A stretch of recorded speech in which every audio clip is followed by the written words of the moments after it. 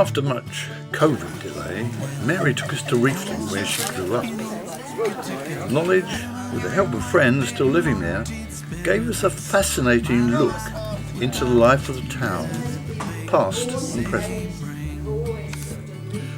Two of her friends, the Mackay twins, were full of Reefton stories and must have plagued the town as they grew up. Prior to that, we were worm mates. After that, we were bosom buddies.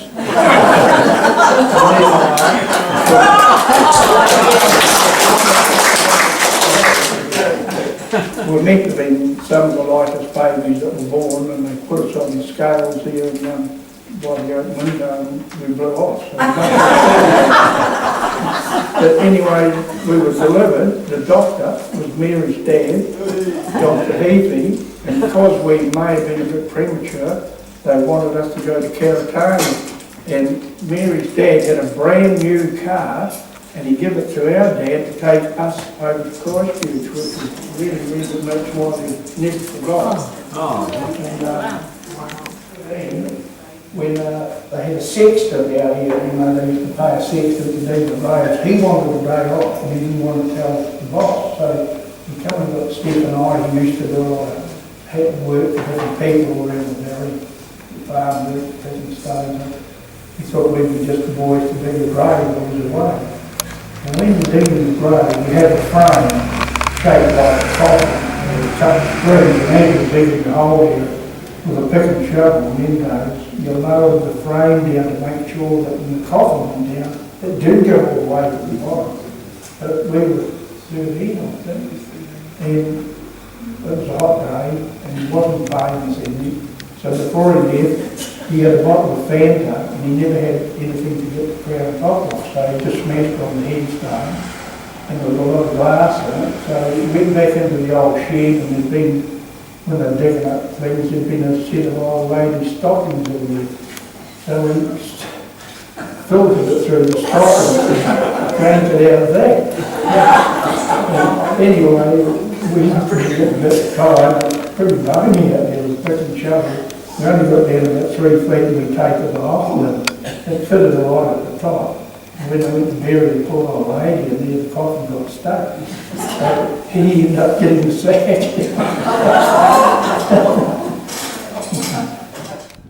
John Bougen introduced us to the area's gold mining history and efforts to restore the town's pride. And this is a really fundamental part of the history of Reefton, because as you know, Reefton was founded because of gold. So they're actually chasing the quartz is what they're looking for, and if there's any gold that's inside it. So the quartz, the big rocks outside here, they came from one over in Waiuja Way, and they're actually gold bearing. So local yokels haven't, like the imbeciles, haven't actually worked that one out yet. But you need about a tonne of that to get maybe half a tonne of half an ounce of gold as well.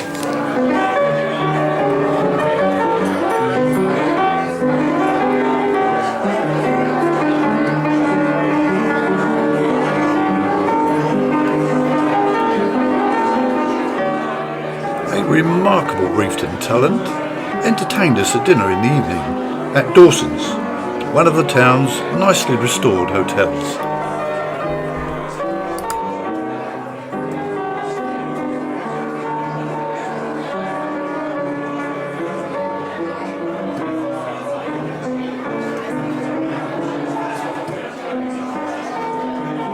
The Mackay twins, partners in the new Reefton distillery, had done a good selling job, and 2 lengthy tasting sessions was the result. Their contribution, the secret ingredients, mysterious fragrances they collect from the surrounding hills.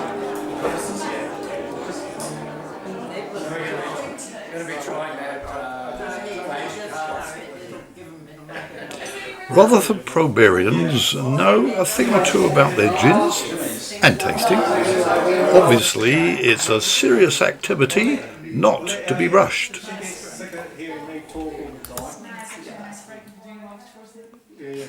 Perhaps the golf should have come before the tasting. To the gold story.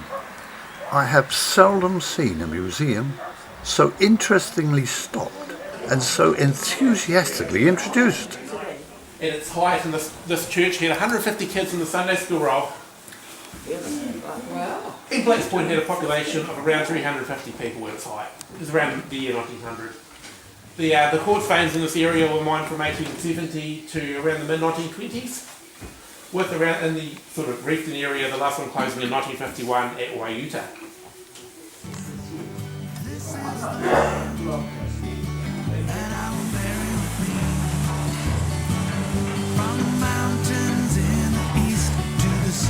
The gold ore stamping machine, in action. It was the star attraction. It was good to hear the local Ocean Gold Mining Company still operates, but I bet the modern equipment isn't as impressive as this.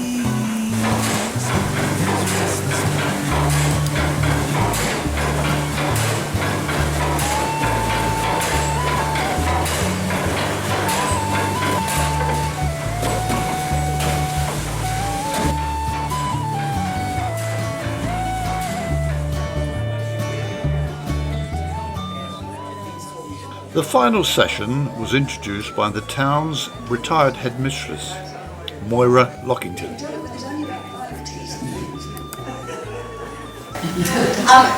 Before I introduce the speakers, I would just like to say that Mary's father was our doctor.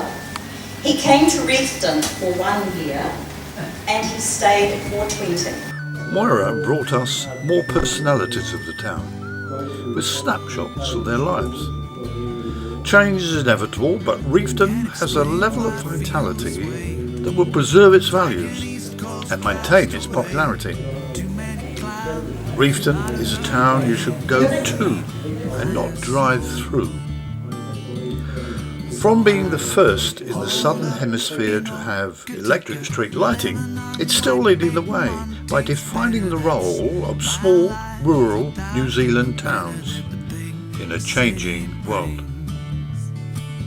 Reefton's first electric light is shining out.